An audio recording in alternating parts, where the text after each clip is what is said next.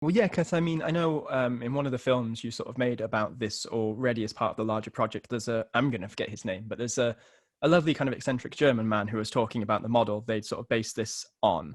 And, obviously, again, the sort of ignorance of coming from like not seeing beavers in the UK because they were gone for so long. Most of what I knew was kind of from like Saturday morning cartoons. I was like 5. And obviously, you see the beavers build a big wall and stuff. But like, what are the sort of actual benefits of having them back in the ecosystem? Because I think that's all we think about. We think dam building, but we think it quite simplistically. We sort of go, okay, water, dam, stop some water. What is it that's good about beavers? Like, what do they tend to do to an ecosystem in general if they're reintroduced?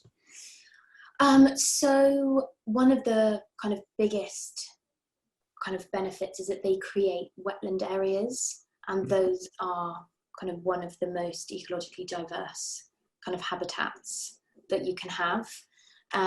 That's one of the huge things. And I know in Bavaria, they had a reintroduction there. They were extinct, and I think that was in the 60s. I think they started reintroducing them, and at that time as well, the black stork had also gone extinct. But when the beavers were reintroduced, they created these wetland areas, which then, more invertebrates, insects, everything, and then that's food stuff for things like the black stork. And so the black stork returned to Bavaria on its own because So of cool. these wetland areas. So they didn't have to do a reintroduction program because that was something that they were thinking of doing. But because of this wetland area, they came back.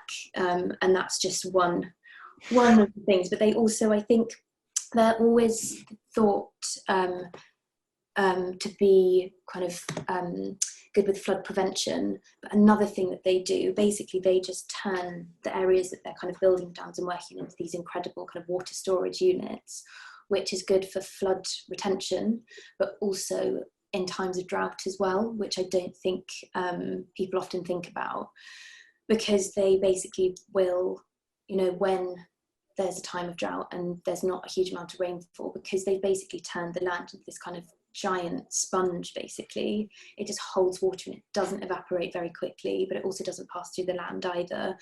And I know here at the Beaver Project, Chris, when a lot of other farmers, I think it was in 2018, there was drought in the summer, he was one of the few farmers that could actually pump water out onto his land because it was holding water so effectively because of the beavers.